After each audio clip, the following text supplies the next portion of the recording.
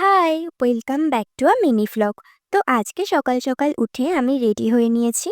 Ready হওয়া বলতে just ড্রেসটা পরেছি কোনো রকমে আর স্কিন কেয়ারটা করে একটু লিপ গ্লস লাগিয়ে নিয়েছি। মানে আমার আর একটুও এনার্জি নেই মেকআপ করার, খুবই ঘুম পাচ্ছে। আজকে আমি, মা, বাপি আর ভাই যাচ্ছি সল্টলেকে। আমাদের একটু কাজ আছে, তো কাজগুলো কমপ্লিট করতে করতে তো বিকেল হয়ে গেছিল। দেন পাশেই দেখলাম একটা স্যান্ডউইচের দোকান আছে, তো আমরা একটা করে স্যান্ডউইচ খেয়ে নিয়েছি।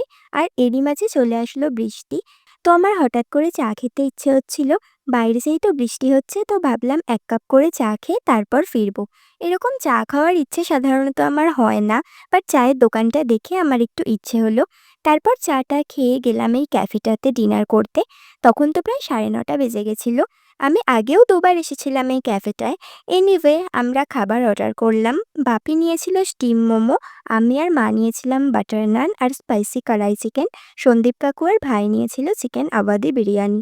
সব খাবারগুলো খেতে মোটামুটি বেশ ভালোই ছিল। আমাদের স্পেশালি বাটার নান আর চিকেনের ডিশটা বেশি ভালো লেগেছে। তারপর আমি আর ভাই মিলে অনেক ছবি-টবি তুললাম, অনেক ভিডিওস তুললাম ক্যাফের মধ্যে। তারপর ক্যাফের বাইরে এসেও অনেকগুলো ছবি-টবি তুললাম। আর এদিকে আমাদের যা কাজ ছিল সব মিটে গেছে। এবার আমরা যাব বাড়ি। তো আজকের দিনটা তো বেশ ভালোই কাটলো। That's it for today. By!